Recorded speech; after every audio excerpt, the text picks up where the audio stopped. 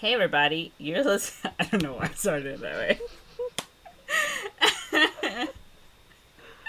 I haven't done an intro in a while.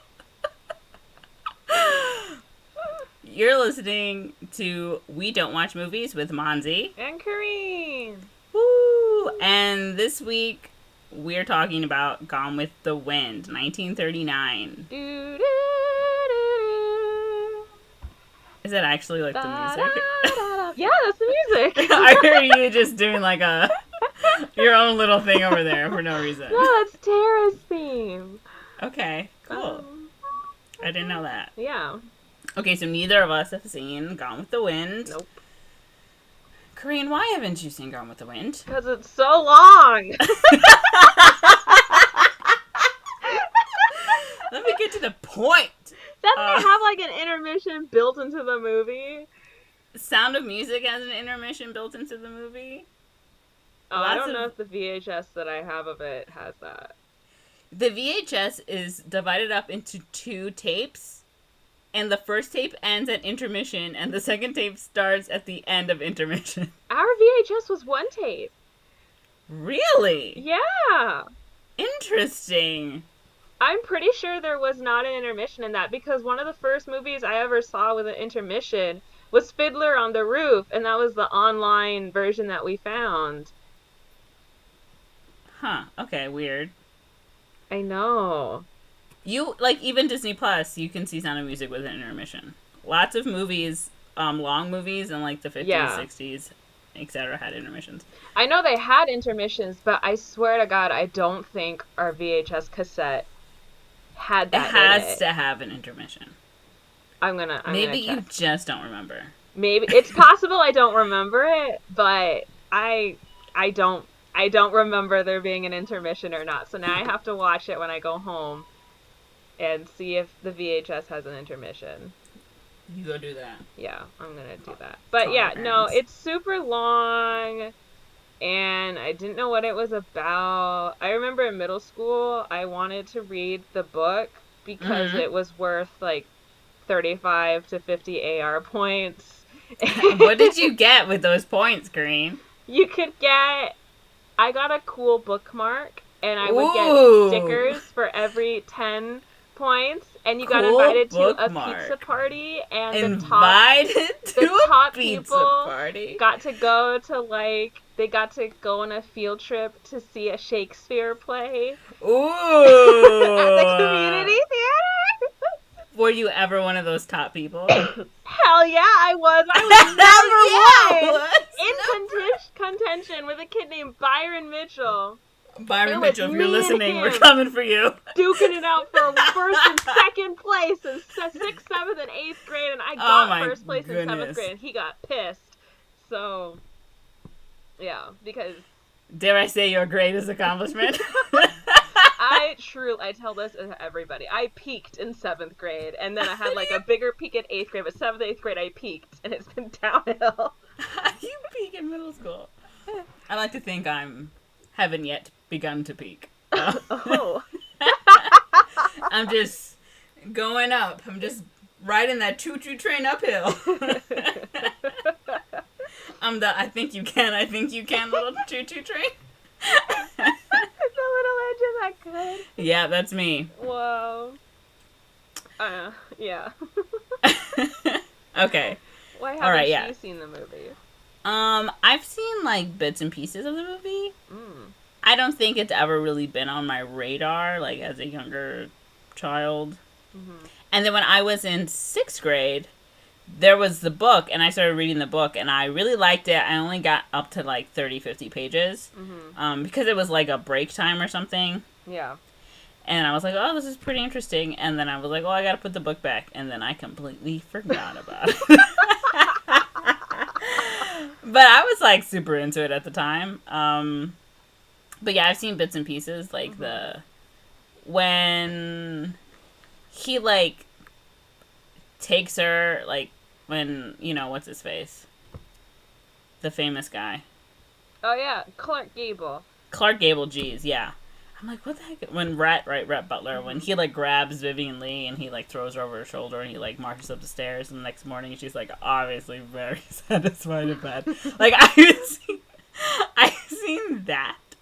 And I've seen the ending where he's like, frankly, my dear, right, whatever. Yeah. I don't give a damn kind of thing. Mm-hmm. And he leaves and she's like, oh, and I think I've seen when the, like, spoilers, I think the daughter dies off the horseback. So I've seen, like, the ending of this movie. I think I've only seen, like, Act 3 of Gone with the Wind, but I've never actually seen the whole film. I see. So that's my experience with Gone with the Wind, yeah. Gotcha. Yeah, I've seen the Frankly My Dear, or Frankly Scarlet, or whatever, I don't give a damn. And then I've seen, like, one bit from a trailer. Okay. But it wasn't actually the trailer. It was, like, a compilation trailer of, like, movies from that era on a VHS. And it was, like, I think it was her and, like, the plantation or whatever was burning. And she's, like, clinging to the fence post, and she's, like, saying something, but I forgot, but she's, like, in tears, and, like, the house is burning in front of her. Mm-hmm. I think that's from that movie. Why are you dying? Oh, I have a cough. Excuse me. I'm dying, Monze. I know you're dying. If you die, it will be in vain. Okay, what else is the question? So what do you think it's about? Okay, so, spoiler alert. I read the synopsis a year ago. A year ago! Green! So you know what it's about! Let's see if I remember. So I think it's about... So it's set in, like... I think is it post-Civil War? Or before the Civil War? It's around that era. It's like the 19th century. And she, like, lives on a plantation, problematic, and it's in the South, and I think it's about the lady Scarlett O'Hara, who is, like, this bitch of a woman, but she's beautiful, so it's okay, and she's like, stuck yeah, that's why it's not okay that I'm a bitch. You ugly, it's not okay. She's, like, stuck between two men. Like, I think, like, one man really loves her, and she's like, no. But then another man doesn't have any interest in her, and she's like, I want that one. I want that one again. Isn't that the way, though? So I think it's, like that. Uh-huh. And she ends up marrying one of them. I don't remember if it was the one she doesn't like, or the one who she does like, but doesn't like her. And then maybe they go off to war. The one who likes her, the one she does, I don't know. One of the men goes off to war and, like, comes back and dies, or he dies in the war. And then the other man just mistreats her constantly. And then she makes a bunch of stupid mistakes because she's thinking with her hoo-ha instead of her brain. And then she has a daughter. I remember when the daughter dies on that horse. Or off that horse, rather. And the plantation burns down, I think. And then there's that whole will they, won't they? And then she ends up growing to love the guy, but he still spurns her, which is where that, frankly, my dear, I don't give a damn. I think he leaves or something? I don't know. Something. And then they lose the plantation. And then she has to figure out how to, like, live. So because she used to be, like, a high roller sort of lady. And then, like, she, like, descends. And it's just, like, because isn't it supposed to be, like, a metaphor for, like, the South? Like, they used to be, like, at the peak of this or whatever, and then the Civil War happened, and then they fell, and they've had to, like, deal with it. But I think that's generally what it is. But I feel like there's a love triangle at the core of it, which is, like, the whole point. We're just following this woman who is kind of ahead of her time, but also, like, ahead of her time in that, like, she wants to do what she wants to do, but she's not allowed to by society or her family. But then also she's just kind of a bitch, like, actually. So I think that's what it's about. Okay. Yeah. Okay, I think my thing is similar to yours, but I think I remember... I think the guy she's in love with ends up marrying the sister. That's what I think. And she's still, like... I think that's what happens. And I'm pretty sure he dies in the war. Okay. And then Clark Gable's character, I think, also fought in the war. Or if he wasn't fighting in the war, he was like a businessman during the war, and he got rich from the war. Yeah. And so then when he comes back, she's like, well, I'll just marry you because you're rich. Yeah. And then, like, he's like, I love you, and she's like, I don't care. And then I guess afterwards, she's like, oh, maybe I do love you. But he's like, you're so problematic. Everything you do is the worst. And then he, like, leaves, and she's like, I'm alone. And she's like, I'm going to find a way to make him fall in love with me again for realsies this time. So that's what I think it's about. I think that's right. I think that's a little more accurate. But again, I don't know. I think if we combine them together, we'll get the they're story. correct. All right. So we want to watch the trailer? Hell yes, we do. Okay, let me find the link you sent me. It starts with the TCM. I said it starts with the TCM little thing in the beginning. Nice. Okay. Have you started it? Yeah. Alright. I'm watching now. Turner Classic Movies. Saluting the Civil War Centennial. The annals. Or anals. The annals. The canals. The canals. I'm never going to say that, by the way. It's only going to be canals. Clark Gable is Rhett Butler. Clark Gable. See, the theme. That's what I was singing. Oh, is that what you were singing? Vivian Lee, Scarlett O'Hara. Leslie Howard as the guy. Yeah, Ashley Wilkes. Ashley Wilkes. I'm going to name my son Ashley. It's hot. Olivia de Havilland is Melanie Hamilton. Oh, that dress, babe. Oh, it's the poster. Let me alone. Ooh. Yes. Oh! See? Uh-huh. Damn, okay, girl. Ooh. Good night. Good night. Oh, see, no. This is where he takes over her shoulder. Yeah, he, like, grabs her. Oh, and they fuck. Is that what she wanted, or is that not what she wanted? Well, it doesn't matter. She's getting it. Oh! Uh-oh. Oh. There's fighting. Wow. All the scenes, all the sights of the spectacular love story that thrilled millions. Gone with the wind. No, yeah, I've always seen that scene. I'm like, is he raping her? Right? Like, I was always really sort of confused by that. I don't know what the verdict is on that. But I guess we'll find out. I guess we will. Yeah. Alright, so you ready for a synopsis? I'm ready. Okay. The film opens in Tara, a cotton plantation owned by the proud Gerald O'Hara, played by Thomas Mitchell, a self-made man of Irish descent in the Confederate state of Georgia near Atlanta. So he's not really self-made. Self-made, the American dream. Mm-hmm. And he's Irish, so he was able to overcome his Irishness in 1860s in antebellum United States and become a self-made man with slaves. Okay. The date is April 1861. He and his wife, Ellen, have 3 beautiful daughters. Sue Ellen, Corinne. Wait, there's a daughter named Corinne? Sue Ellen, Carreen. Oh, it's spelled terribly, but it is Corinne. It's Corinne. Wow. And the headstrong 16-year-old Scarlett. Scarlett spends her days having fun, tormenting the household servants, aka slaves, and flirting, especially with twins Brent and Stuart Tarleton. The brothers anticipate the next ball and hope Scarlett will choose one of them to attend the ball. The Tarletons speculate the impending war between the North and the South. Due to the recent attack on Fort Sumter, Scarlett finds the latter topic boring and is certain that there will be no war. She runs off to meet her father, who is riding home through the fields. He returns home with some news. Neighbor John Wilkes, hopefully not John Wilkes Booth. No relation. No relation. Hosts a barbecue party at his 12 Oaks plantation.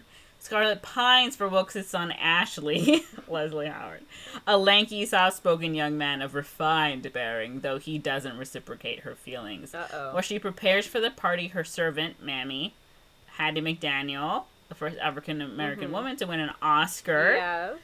but wasn't allowed to attend the Oscars. Yeah, or she wasn't allowed to sit with the... Yeah. Because she gave a speech. The cast. Right? Yeah. Right, yeah, because of Jim Crow laws and segregation, and this movie is problematic because it doesn't acknowledge slavery. Okay. She prepares for the party. Her servant, Mammy, walks in with a large tray of food meant for Scarlett to eat so she won't eat at the picnic. Scarlett refuses. The women are not allowed to eat in front of men. Scarlett refuses to eat and also insists on wearing her favorite dress with a plunging neckline. Girl, you 16. Put on some clothes. Hoping to attract... show off her tits. Hoping to attract attention from the single men, beau, at the party. I want to attract all the single beau at the party. Let me show off my boobs. Mammy is more willful than Scarlett and finally gets her to comply, though Scarlett wins a fight over what dress she will wear. At the picnic, Scarlett flirts shamelessly with other beaux despite her willful obsession for Ashley. All the young women go inside for an afternoon nap while the men meet in the parlor for cigars and brandy. Afternoon nap? The women just go into the house. It's time for a nap. You go inside and discuss gentlemanly things like war and money while you drink your cigar. No, drink your brandy and smoke your cigar. I want to be told to go inside for my afternoon Go nap. inside and take your nap, girl. How dare you stand around while the men are talking? Most of them boast of how the South will surely win the war, but one gentleman, Rhett Butler, played by Clark Gable, a visitor from Charleston, South Carolina, disagrees. He states that the South cannot win a protracted war purely through the exhibition of pride, and notes how the North is better equipped and industrially superior, able to produce weapons of war quickly. Charles Hamilton is offended by Rhett's opinion, openly tells him so, even going so far as to suggest a duel. Rhett, knowing full well that he's a much better shot than Charles and that his argument is not worth his life, leaves. Charles brands Rhett a coward, but Ashley assures him that Rhett would have killed him in the duel. Ashley is the worst name for a guy, sorry. I'm not gonna get over it. While the other girls are sleeping, Scarlett slips away from the nap room to speak to Ashley in the parlor. You can't keep me locked up in the nap room, Mammy. I'm gonna go talk to Ashley. He's the love of my life. I don't care if that's a woman's name. Is it just like 10 beds in a room that they all just sleep on? Or it's is just it like a sleepaway camp. Just bunk beds. All you see are hoop skirts. Just like... They just take off the hoop skirts before they get in and stack them like a weird hoop Christmas tree. Exactly. Oh my god. Scarlett slips away from the nap room to speak to Ashley in the parlor. She declares her love for him, but Ashley tells her that he intends to marry his cousin, Melanie Hamilton. Ew.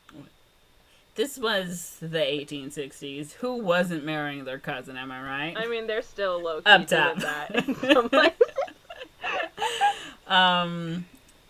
Intends to marry his cousin, Melanie Hamilton, who's Charles's sister. Scarlett is infuriated and berates Ashley for making her think he was in love with her.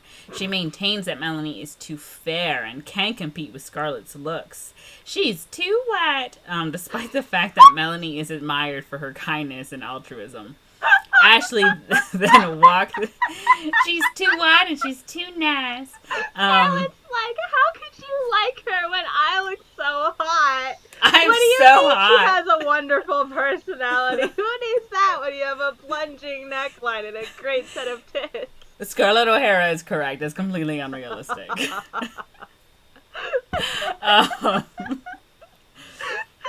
Looks are forever. Personality doesn't last.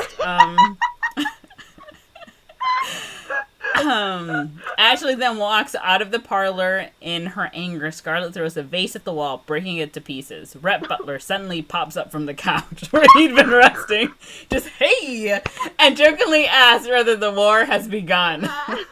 The war is here! Scarlett is outraged and defends Ashley when Rhett mocks him.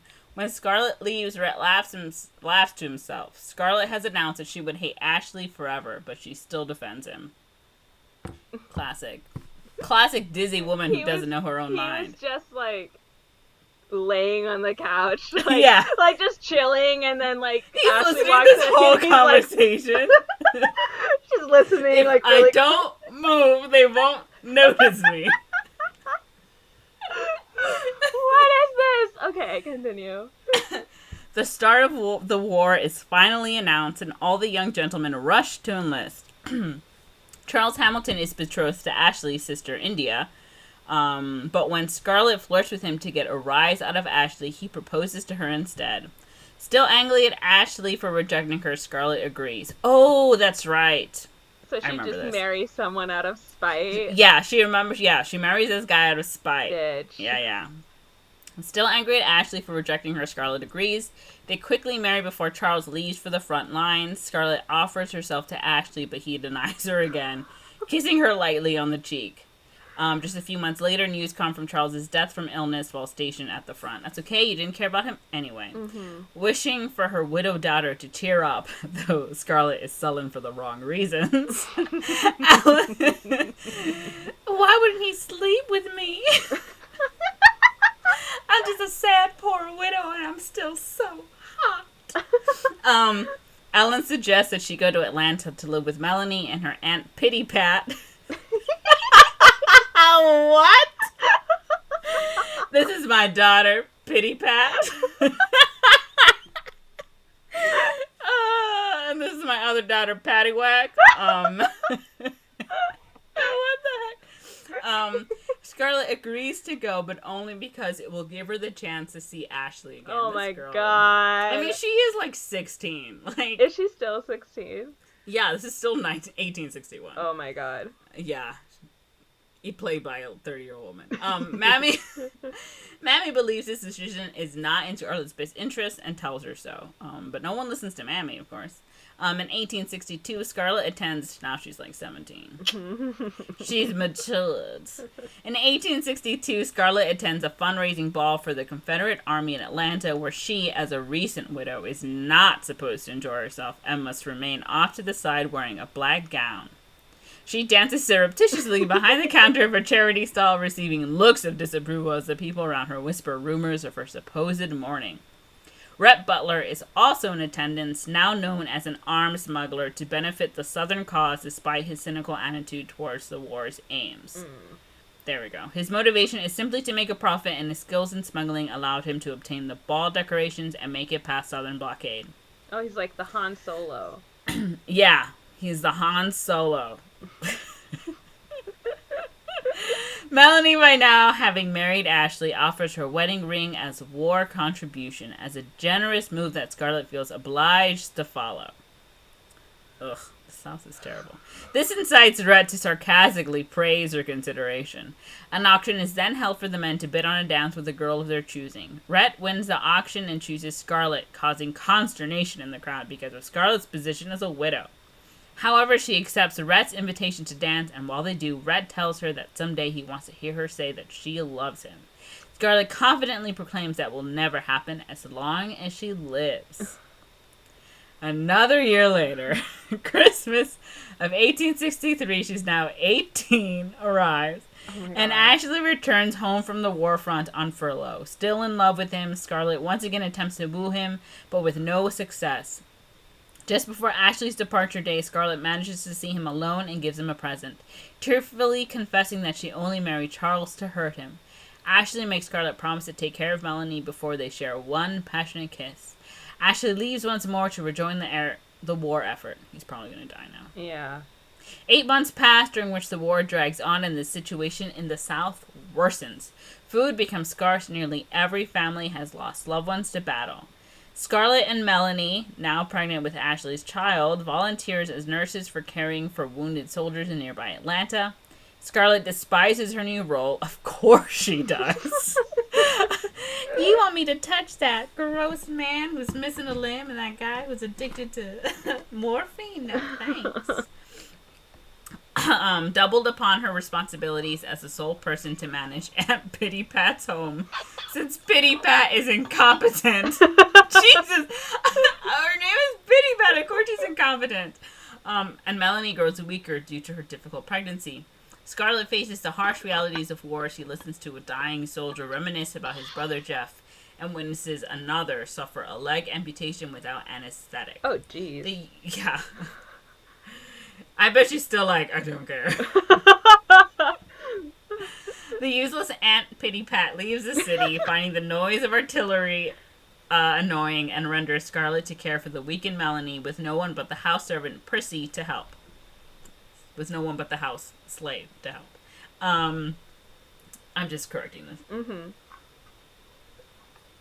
When Melanie goes into labor, Scarlett, intent on keeping her promise to Ashley, employs the help of Dr. Mead, who had previously been watching Melanie's progress. However, he is unable to leave the train station where he is tending to hundreds of wounded and dying Confederate soldiers. When Prissy, who had claimed to know all there is to childbirth, admits that she knows nothing, oh my god, Scarlett takes control, fueled by her anger. Though Melanie's neighbor is long and complicated, she eventually gives birth to a son, but is left severely weak. Scarlett sends Prissy to find one man who get them all safely out of Atlanta before the approaching Union troops take siege. Rhett Butler. Get me Rhett Butler. Prissy finds him enjoying himself at a local brothel run by Belle Watling. Of course. Though Rhett mocks Prissy, Jesus Christ, he agrees to assist Scarlett, who insists on returning home to Tara. Rhett steals a horse and cart and fetches Scarlett, Melanie, her baby, and Prissy, taking them through Atlanta as the city burns in wake of the Union advance. There's your fire. Mm-hmm. They fight off some looters who try to steal their horse. Once safely outside the city, Rhett leaves them to continue to Tara alone, telling Scarlett that he is going to enlist in the Confederate Army because he believes only in lost causes when they are really lost. What? You know what? We're not going to win this war, so I think I should join the fight. Infallible logic. How can we argue with that? Oh my god. Scarlett begs him not to go, and he professes his love for her, claiming to have never loved anyone else so fiercely. Scarlett rebuffs his advances, but he kisses her, paying for it with a slap across the face. Ooh. Rhett gives her his pistol and walks off, leaving Scarlett in tears. That's probably when they were kissing by that tree, right? In the trailer? Yeah. Yeah. The women continue on their journey to Tara alone, traveling mostly by night to avoid enemy federal troops. When Melanie can no longer lactate for the baby, they resolve to milk a stray cow for sustenance. They pass the Wooks' plantation, which has befallen the same fate as many others, having burned to the ground. Melanie tries to stand, but collapses upon seeing the scorched crosses marking the graves of her entire family. Well, you know, maybe next time don't be slave owners. Under moonlight, and just as their horse dies of exhaustion, they arrive at Tara to find it still standing, but derelict, having been used as headquarters for northern troops. The fields are untended and the grounds have been pillaged, but Scarlett finds that her father, her sisters, and two of her house servants, Mammy and Pork. Jesus, you named him Pork? Remain. The rest of the servants/slaves have either run away or forced into the Union Army. You know what? They probably weren't forced into the Union Army. They probably volunteered to join the Union Army. Scarlett discovers that her mother recently passed away from typhoid fever, leaving her already disturbed father practically insane. With barely any food, no livestock to speak of, and no money, Scarlett wanders into the fields to clear her head. She pulls a dried up carrot out of the ground to bite into it, only to throw up immediately afterwards. Resolving not to give up, she stands defiantly saying, "As God is my witness, I'll never be hungry again." That's the scene. Intermission. Yeah. That's the scene I remember. Okay. Are you good? Back from intermission? You got your popcorn? Okay. Yep. Months pass and the war enters its final stages. General Sherman marches his northern armies through Georgia in his so-called March to the Sea, leaving a wide swath of destruction in his path. Scarlett and her sisters have been forced to make the best of things, performing manual labor themselves to keep Tara running and in repair. Melanie remains weakened from childbirth and is reduced to spending most of her time in bed. At a moment when Scarlett is scolding her for getting out of bed again, wishing to help, a renegade Union soldier enters the home. He claims that he's simply looking for valuables to move on with. But when he threatens Scarlett, she takes the gun that Red gave her and shoots him in the face. Oh my god! This escalated quickly. That bitch has had it. She's like, I'm never gonna be hungry again. Let's eat him. We're gonna eat this dead body. The Union soldier falls dead down the staircase. Melanie is a witness, having crawled out of bed with Ashley's saber. She promises not to tell others what happened while Scarlett searches the soldier, finding legitimate cash and other valuables. They dispose of the body and explain to Scarlett's father and sisters that her gun had accidentally discharged. Scarlett uses Melanie's nightgown to wrap the dead soldier's bloody head up and drags the body off, planning to bury it in the orchard. How do you get away with this? This does not sound like good planning. Okay, some months later, in the spring of 1865, the war is finally over. Confederate soldiers amble back home in the wake of General Lee's surrender. One of them, Frank Kennedy, arrives at Tara, and having been in love with Sue Ellen, asks Scarlett's permission to marry her. Tara soon becomes a haven for passing soldiers who are given food and rest, mostly at the behest of Melanie, much to the dismay of Scarlett, who reminds her that their supply is already meager enough. We should help them. No! One soldier gives Melanie the news that Ashley is still alive, but is a prisoner at a Yankee camp. Soon enough, another few months later, Ashley arrives at Tara, and Melanie rushes to embrace him. Scarlett is tempted to do the same, but is held back by Mammy. She has no rights to him, that's for sure. Mm-hmm. To her torment, Ashley stays at Tara with Melanie and his son. How dare you stick by your wife and child? I'm right here, ready for the picking. During the first year and a half of Reconstruction, high taxes are imposed on the southern plantations by northern carpetbaggers, much to Scarlett's dismay. Terrified that she will lose Tara, she seeks comfort from Ashley, though Mammy doesn't believe anything good will come of it. Mammy is my girl. She's like, this is trouble. No, stop it. Scarlett begs Ashley to come away with her to Mexico where they can start anew. It's always Mexico. We don't want you. He kisses her and admits that he loves her and admires her courage, but he simply can't leave Melanie and his son behind.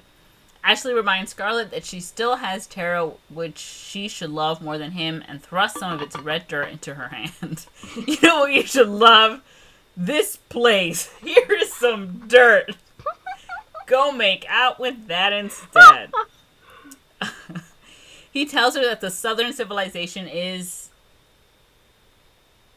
and its way of life with slavery is gone forever, and that he intends to move to New York City with his family as a banker. Slavery is dead. I'm becoming a banker. I'm gonna go take advantage of the country in a different way. Oh my god. You could have just done that in this, whatever. And Scarlett throws a tantrum, of course, because she's still mentally like 3 years old. When the commotion attracts Melanie's attention, she naively suggests that she and Ashley remain in Tara to help Scarlett. Dejected, Ashley gives in. Ashley, man up! Jesus Christ. Jonas Wilkerson, some guy, former overseer of Tara, now prosperous due to collaboration with the carpetbaggers, offers to buy Tara from Scarlett. Though the tax has risen to nearly $300, I wish taxes were $300, Tara rejects the offer and humiliates Jonas by throwing a clump of dirt in his face. As he leaves Scarlett's father... This is the dirt Ashley gave me! As he leaves, Scarlett's father, his mind all but completely lost, chases him down on his horse, attempting to upraid him. However, the horse falls while attempting to jump over a fence, and O'Hara is killed in the fall. And I think that's how the daughter dies, too. Yeah. Anyway, let's continue. Spoilers. Are you okay? Yeah, there's just, like, some knocking going on. I don't know what it is. Okay. I heard it too. Yeah.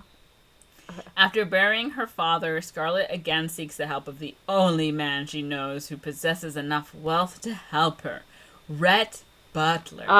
Rhett Butler. Despite holding a captain's rank, Rhett is being held in the city jail in Atlanta by Union forces who are threatening to hang him unless he hands over his Confederate gold.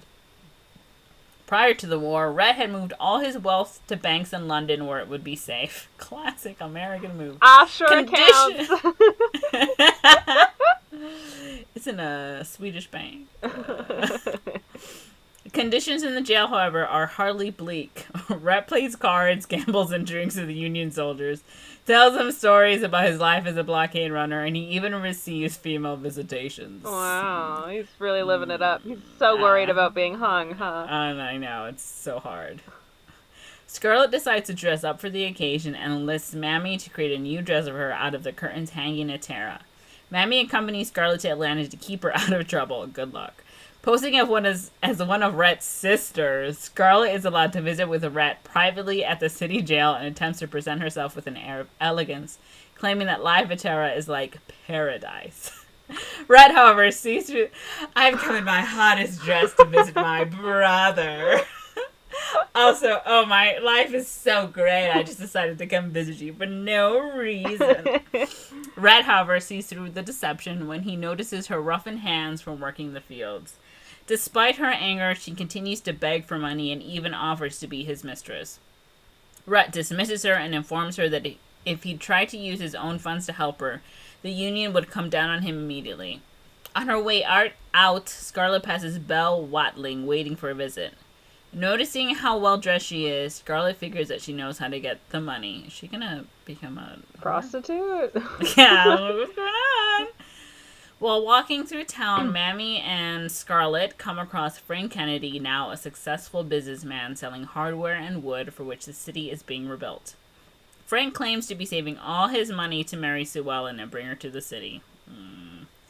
Sensing an opportunity, Scarlett tells Frank that Sue Ellen has married another man and presents herself open to Frank, despite Mammy's disapproving looks. Arriving back at Tara, Sue Ellen is heartbroken and sullen, having just learned that Scarlett hastily married Frank and that he has paid off Tara's debt.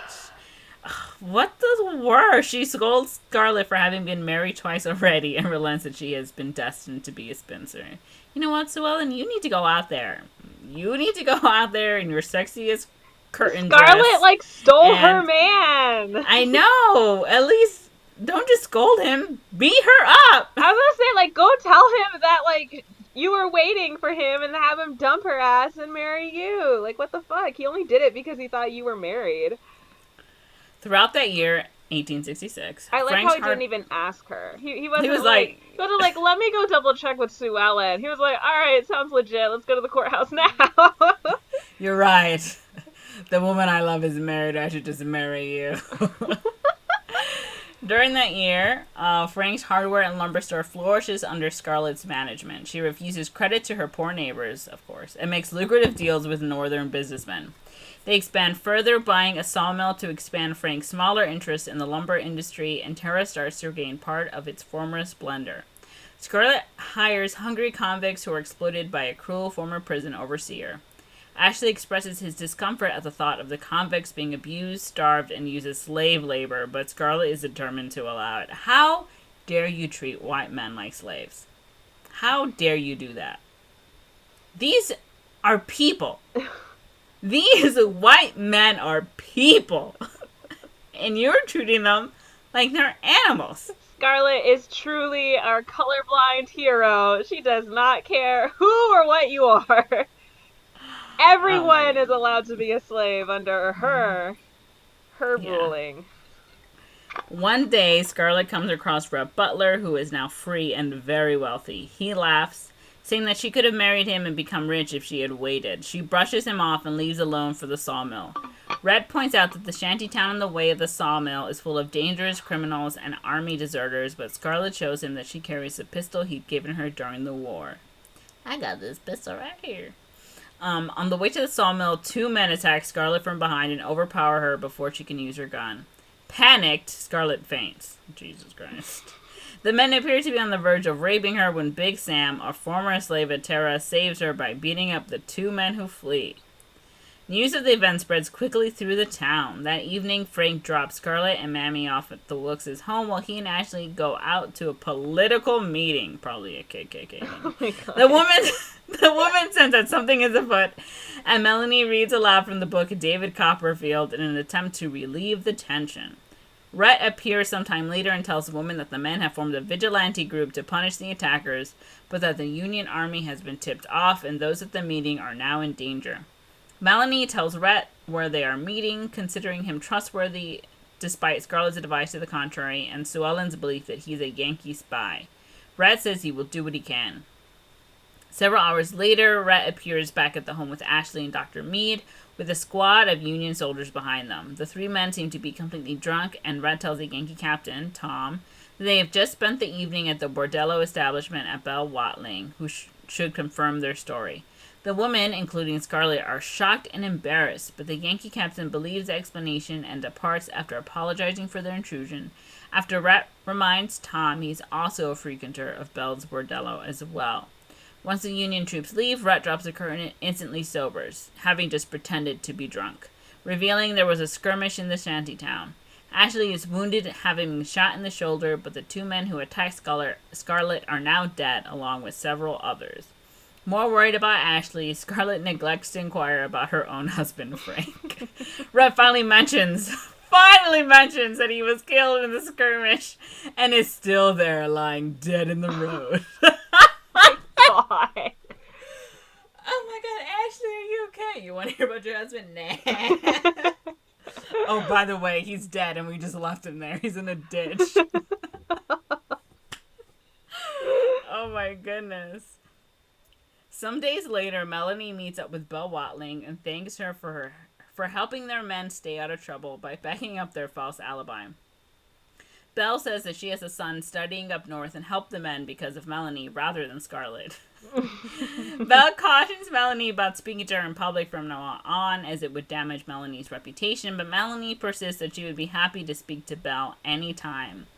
I'm just so nice, I don't care. A few days later, Rhett visits the now twice widowed Scarlett. He realizes that she has been drinking heavily despite her attempts to cover up the smell with cologne. She tells Rhett that she will never love him because she's in love with another man, but she will marry him because of his money. I can't marry you because I'm in love with someone else, but if you want me to marry you, I want you to know I'm marrying you because you're rich. At least she's honest. She knows I only exactly care about your money. Oh my goodness. Rhett says that they are two of a kind, partners in crime, and he marries her anyway. Rhett says, good enough for me. Okay! Sounds like a plan.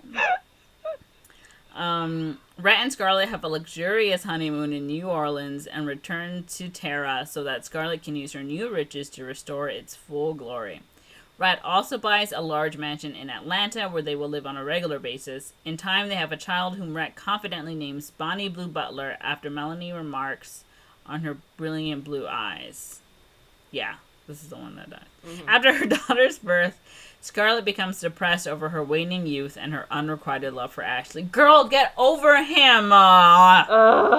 This is what you get for being the youngest spoiled baby of the family. She's used to getting everything she wants, and when she can't have something, she just stews on it.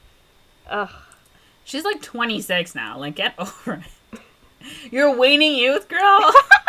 Bitch! Get out of her. Okay, but same, but also bitch. She informs Rhett that she wants no more children and will no longer sleep with him. Furious, Rhett threatens her with divorce and storms out to find consolation at Belle Watling's. Although he has grounds for divorce, Rhett continues with the sham marriage in order to keep up social appearances for Bonnie's sake. Bonnie becomes a sort of substitute for Scarlett in Rhett's eyes. Hopefully not in a creepy way. Ew, yeah. Over the next few years, I think just like emotionally. Yeah. Yeah, which is still too much on a child, but okay. Over the next few years, Rhett dotes on the child, spoiling her and giving her the best of everything, including a pony and riding lessons and making sure she's accepted socially throughout Atlanta by the best classes of people. In 1871, India Wilkes and Mrs. Meade discover Scarlett hugging Ashley at the hardware store. Although the hug was rather innocent, Scarlett knows that rumors will fly. That night is Ashley's birthday party, and Rhett, who has heard the gossip, forces Scarlett to go in a daring red taffeta dress, which would be considered very inappropriate for the occasion. Melanie is the only person who welcomes Scarlett. Back at the Atlanta mansion, Scarlett finds Rhett completely drunk. They have an angry confrontation after he drunkenly threatens to kill her to make her forget Ashley. This time, Rhett refuses to take no for an answer. He carries Scarlett off to the bedroom. The next morning, Scarlett seems deliriously happy. See, that's the scene I've seen. When Rhett arrives to apologize and propose a divorce, her good mood vanishes. Rhett promises to take care of Scarlett financially, but insists on taking Bonnie away with him. Scarlett rejects his offer as it would be a disgrace. Rhett then leaves on an extended trip to London and still takes Bonnie with him. This is a mess. This is straight mess. Oh my goodness. In London, some months later, 5-year-old Bonnie has nightmares and can't sleep in the dark. Her stuffy English nurse believes that the ordeal will build the child's character, but Rhett dismisses her and lets Bonnie sleep with the candlelight on. The homesick Bonnie begs to return to her mother. When Rhett and Bonnie return to Atlanta, Scarlett tells him that she's pregnant again. Rhett reacts coldly, and Scarlett ups the ante by saying she wishes the baby were not his, to which Rhett retorts, "Maybe you'll have an accident." Scarlett takes... Oh, I remember this too. Scarlett takes a sudden blind swing at Rhett, who dodges it. Scarlett falls on the stairs and loses her baby. Oh, my God. I remember this too. This is... They're just horrible people. They're just horrible to each other.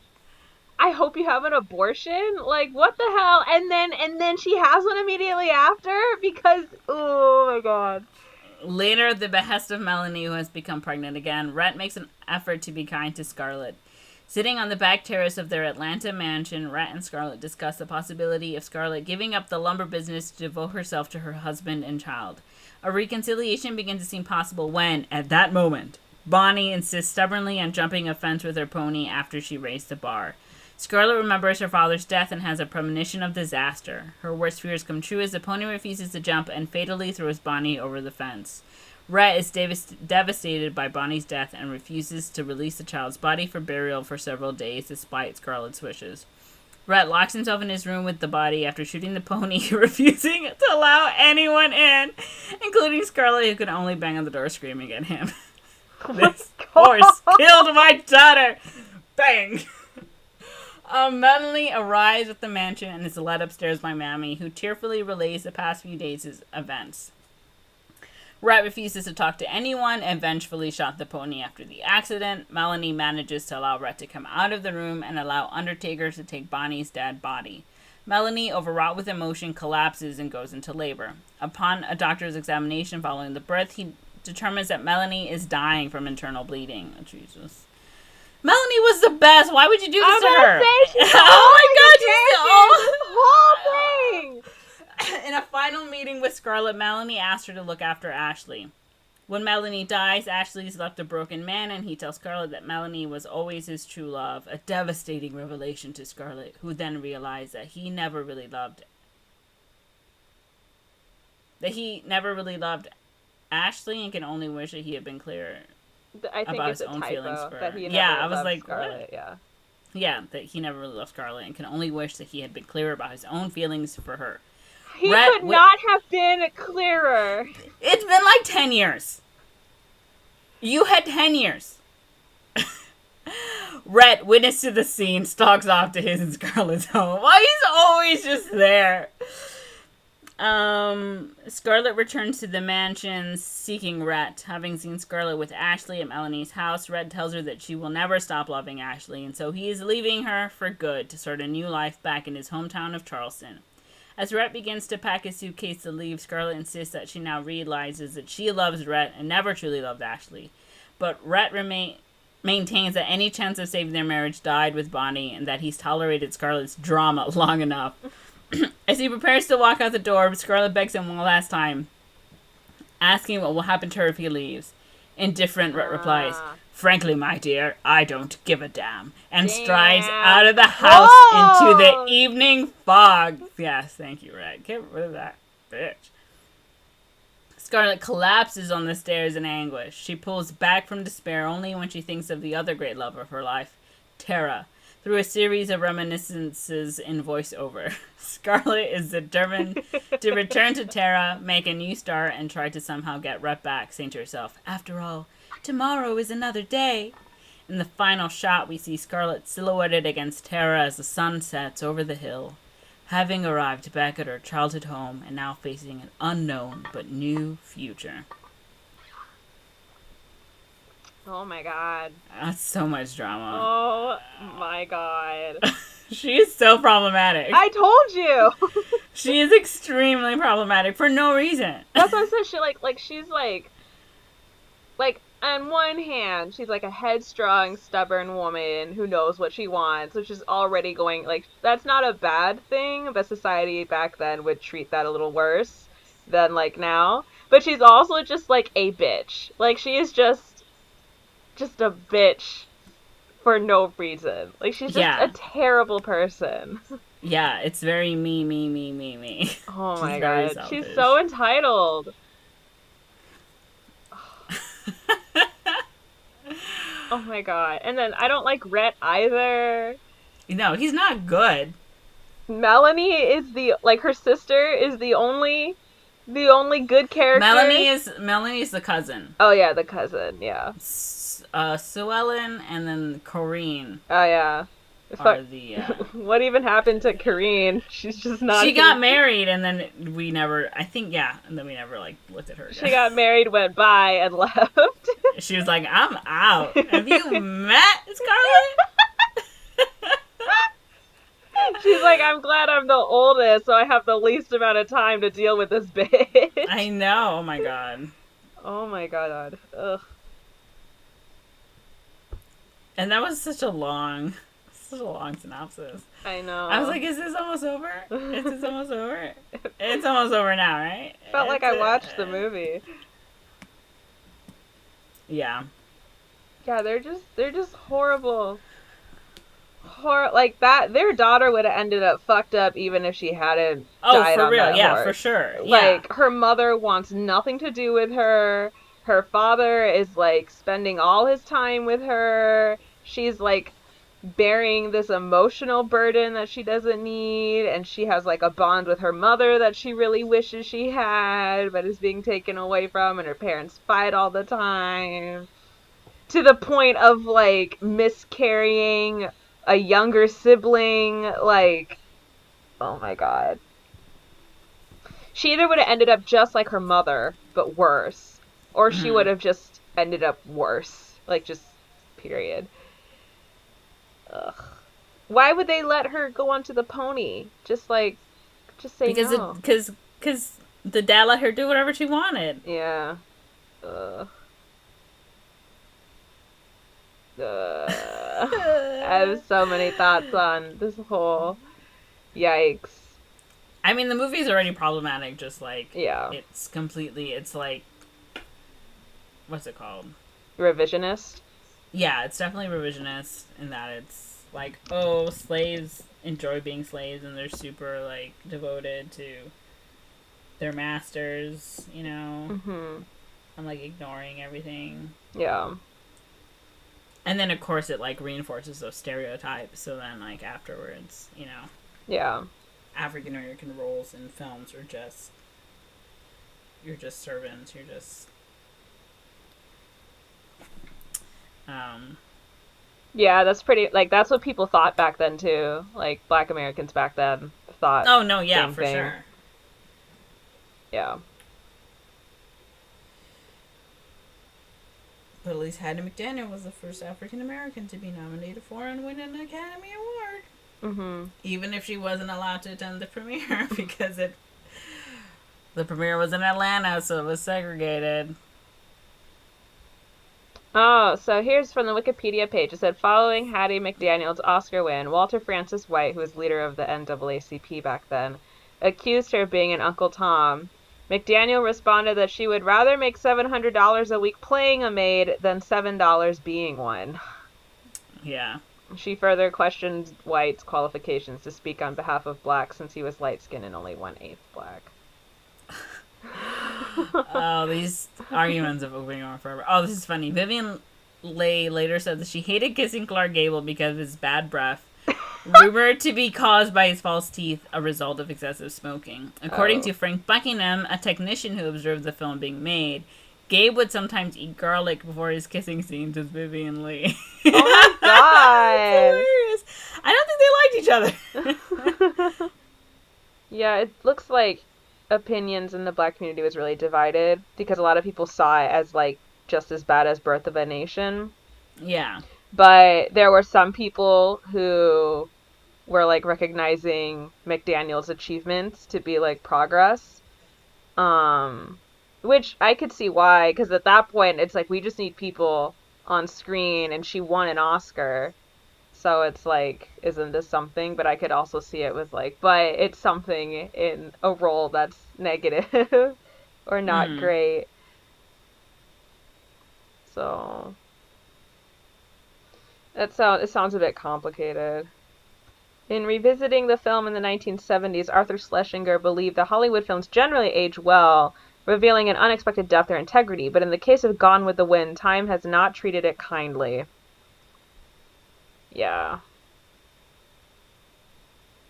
As Vivian Leigh cannot dance, she stumbled in all non-close-up shots. By Sally DeMarco. That's so funny. How are you unable to dance? It's so easy. Oh, she's a white woman. What am I saying?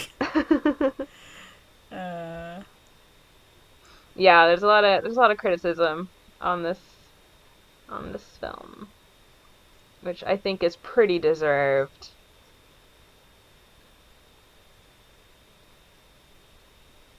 Oh, Monze, you're right. After the attack on Scarlett in the shantytown, a group of men, including Scarlett's husband Frank, Rhett Butler, and Ashley, raid the town.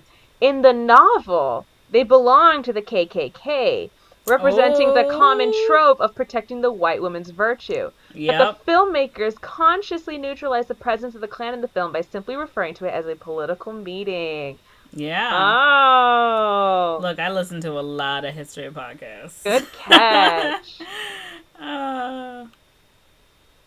Yeah, I was like, it's definitely a KKK thing. Yeah.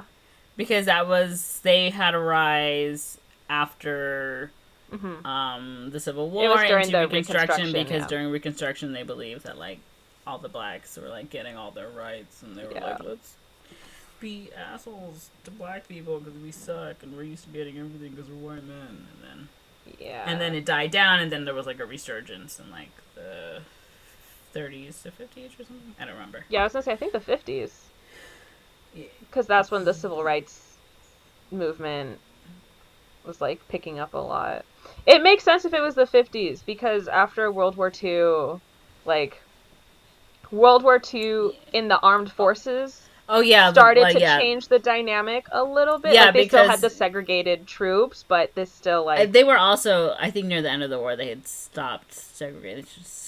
They had integrated some of the things. They had either integrated it or they were going to integrate it, like, after. Yeah, and then, like, the blacks were like, we were getting, like, decent treatment when we come back, and it's like, we're not seen as heroes, we're just seen as, you know, garbage. And at that point, it's like, I fought for this country, you should respect me, because, no, and then white people didn't like that. White people don't like anything. I hate all white people. I'm sorry. But, yeah, I think it was around the 50s was when that picked back up again. Because the same with that's when the Confederate sculptures were all being put up, the statues. Right? Probably. Who knows? Because it wasn't right after the war. Like, it picked up in response to the Civil Rights Movement. That makes sense. I'm pretty sure, but... That doesn't surprise me if it's true. We could just be lying. Like, we're not historians. Do your research! All right, so Monze, would you watch this movie? I don't. I feel like I would eventually watch this movie because I like old movies. Mm-hmm. I feel like it's important to watch, despite it being super problematic. Like, I know a lot of people are like, oh, we shouldn't watch this or we shouldn't watch that, or like that has blackface, or, you know, so and so are misrepresented. But I think that is a part of our history, and by not acknowledging it or, like, getting rid of it, it's just pretending like it didn't happen. Mm-hmm. So, like, I like to watch these kinds of movies to see, like, the way it used to be, in a way. I can't find the word I'm thinking of.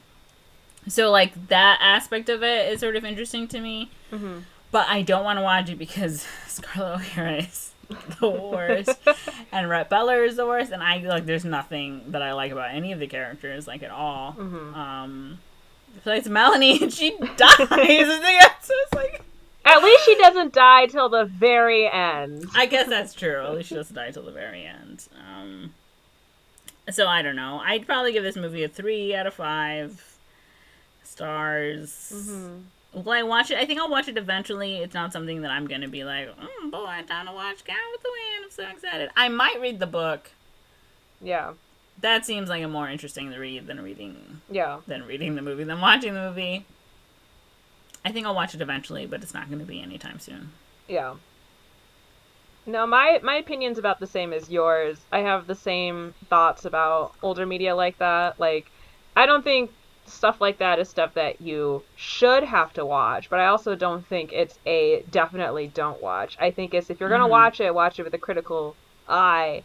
And I feel like look, you're so much better at saying what I want to say. I got you.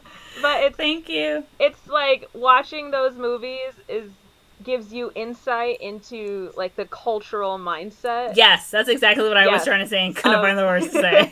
Yeah, of like the people back then, because it tells you how they thought, what they thought. And obviously this isn't indicative of everybody. But it's indicative of like Hollywood, and Hollywood is trying to appeal to the masses, so it certainly gives you insight into like the white demographic view of like this is how they viewed it back then. This is what they thought. This is what was acceptable. Doesn't mean it was right even back then, because clearly there was a lot of criticism about it from the Black Americans who watched and were like, what the fuck?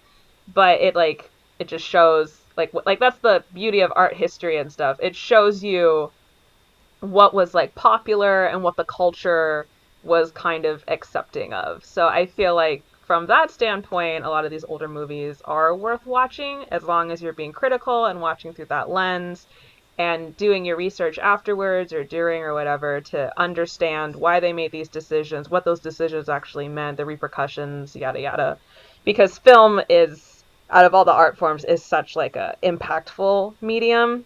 So yeah, I feel like I would also watch it. I'm just not gunning to watch it. I do also want to read the book, but I'm not gunning to read the book. It's just like I'm not like, it's not on my like never gonna watch list, but it's like it's definitely low on my priority list, and it's so long. It's like 3.5 hours long, and like the relationship drama. Although I personally am a fan of watching these relationships break down, because it's just like you guys are awful, and I'm just watching like two awful people and like how their personalities are interacting and what causes what. It reminds me of Citizen Kane in that regard. Oh, like the him and his wife.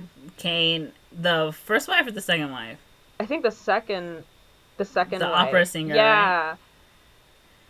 Right? The one who did all the puzzles. Like, it just reminds, because he, like, that movie is just completely about his life and just how, like, he started, and he's, like, kind of a sympathetic character at first, and then he just, like, descends, and you're just like, why? At the end of it, and then, like, his relationships, how he treated the first wife and the second wife, and, like, that's what it reminded me a lot of, and there are a lot of other films that have that, like, breakdown in the relationship as well, and how things just end up like awful. Like the Cantinflas movie that we watched was kind of similar in that vein, right? Yeah.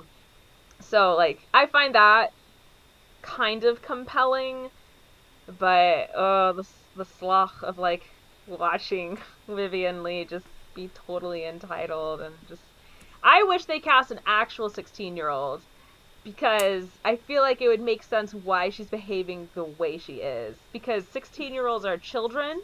So to me, I'm like, it makes total sense that the 16-year-old would just, like, have no boundaries whatsoever and keep chasing after this boy. And then just have this unresolved whatever up until she's 26. Because, like, I'm 27. And it's like, it doesn't take too much imagination to imagine someone even today who would act like that. So I guess I find that interesting as like a character study, but I'm gonna give the movie like a 2 or a 2.5 out of 5. Ooh, 2.5 out of 5. Yeah, I don't like those kinds of dramas. I don't like drama. I like drama that resolves. That's fair. And it's happy and nice. Like, I just don't like people that I don't like. I don't feel like it's worth watching. Yeah. No, that's understandable. Like reading or like it's just like even in like life, I'm like if I don't like you, like I'm not gonna deal with you because I don't want to deal with that. Like I don't want that drama. I don't want that stress. I don't want that anxiety. Yeah. And I don't want to have all those feelings when I'm watching a movie if it's not gonna resolve itself into like a good place. Well, it's interesting because it seems like she resolved it with like, well, I still love the plantation. Yeah, but... I mean, it's sort of like she's doing all these like like these loves or whatever, but it, like her true love is her home, right? Mm-hmm. Like it's about that place. Yeah, but it's interesting they focus so much on that plantation, and I could definitely see why this movie would resonate with Southerners, because didn't a lot of plantations have to get like taken down or whatever, or like the property or stuff like after the Civil War, like didn't it get redistributed? I think some of them, or they just couldn't afford to keep it running anymore. Probably, but then that's when they did sharecroppers and they just had like basically slavery, but it wasn't slavery. Yeah. But there's like that idea in the South, right, of like, I was born and raised on here. This is like my house, this is my land, and it's mine. It's part of like my heritage. Like that's the whole like Southern homeland Dixie heritage thing. It's very like about the land, even though they stole that land from the indigenous people that were there before. But so her being about that, it's like, what kind of message is this sending? I could see why it would resonate a lot with Southern audiences, because it's like this came out in 39 and the book came out in 36. The Civil War had happened like less than 100 years ago at that point, right? Or like that's true. It's like your grandparents were exactly like in the Civil War, like. Yeah. I mean, and the story really is, like, told from, this is what it was like when I was a kid. You know what I'm saying? Like, yeah. And that people now, right, they're like, oh, let's go back to the good old days. It was like, no, it's not good old days. You just have, like, this, right? Like this, what's it called? Like a filter. Like a filter, yeah. Like, over you. Like, you filtered out all the bad things. And you're just keeping the things that really made you okay because you were white and everything was better. Yeah. It did briefly remind me of a book I had read, which was also a movie and recently got made into a movie by, I think, Sofia Coppola, called The Beguiled, which takes place in the South, and it's also like during the Civil War, and it's like this house that used to be like a school for women. They're just like kind of chilling here, and then like a Union soldier comes across the house, and like there's no men in the house. It's just this one soldier, and the rest are all women, and a lot of them are like young girls, and like how they deal with that. That was a book I had read like a year or two ago. But there's a lot of like literature from the Confederate point of view on the Civil War that keeps getting like, maybe this is just confirmation bias, but it's like, it's interesting that perspective keeps being written about and publicized and legitimized. You know what I mean? Well, I mean, like, even I think, right, like, Buster Keaton's the general.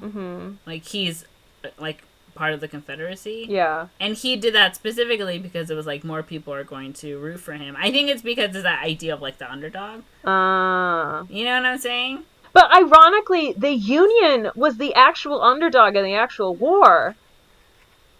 No, because the Confederacy had better military leadership, and the Union was struggling for a while. It wasn't until like one specific. Oh, but it was but also the Union had better technology and they had better industry, but the South had food and like plus they had what's his face, that one general. Yeah, Robert Lee.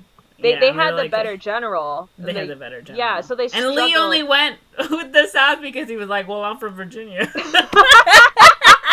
So I should just stick with Virginia. It's literally like the reason he was like, why he joined the Confederate. Yeah. At least from my understanding of the Civil War. If I'm totally off base, and then I'm off base, correct me. But from my understanding, the leadership in the Union was not as good. The military, like the army for the Union, was actually struggling. It wasn't until they were finally able to cut the supply lines in the South that they managed to even get anything.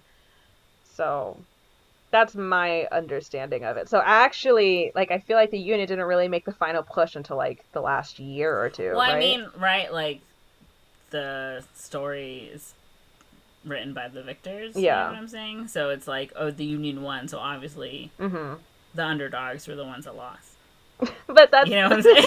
But I mean, the whole point of an underdog is you're not expecting them to win, and then they win. Yeah, I mean, I'm just saying, like, in general. I guess. Sometimes I wonder if it's just like, oh, it's controversy because it's the Confederate point of view. Like, what if, like, you know, like, it's kind of taboo or whatever to go into that. I don't know. But the costume design looked really interesting. I will say that. Those dresses looked really pretty. But yeah, it's just kind of propaganda. Some propaganda. Why'd you say with the British accent? Because the propaganda. Have you seen that Tumblr post that was like the way British say propaganda is like to look at a goose or to like take a look or something? It's like, oh, I'd like to propaganda over there. Like, oh, propaganda. No, I haven't seen that. Sorry. Yeah. All right. Cool. That's us talking about Gone with the Wind. More like Gone with the Time. That's such a long movie. Let us know. Is that your joke? Yeah. You weren't even like committed to it. You're like, I'm just gonna say this, but it's not good. I know the quality of my stuff. As long as you know. Let us know if you've watched the movie, what you think. Correct me on my wrong Civil War facts. Our wrong Civil War facts. Monze, where can they find us? They can find us, aka the podcast, at Don't Watch Movies on Twitter, or you can find me on Twitter at Magic Monster. And you can find me on Twitter at Corinne is Korean. It is not spelled Carreen. It is spelled Corinne. Nice. Yeah. And yeah. Do you know what we're going to talk about next week? Either, since you said you haven't seen Silence of the Lambs, or we can do Jurassic Park 2. Ooh, I kind of want to do Jurassic Park 2. Okay. Yeah. Okay, let me just preface this by saying I was screaming the entire time I was watching that movie. And now my friend wants me to watch Jurassic Park 3, and I'm like, ooh, not right now.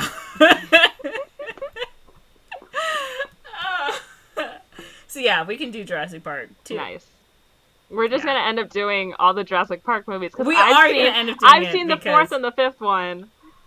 So you don't have to watch them. He's trying to get me to do the third. So yeah, we'll see how this goes. All right, everybody. Okay, thanks for listening. Goodbye. Bye.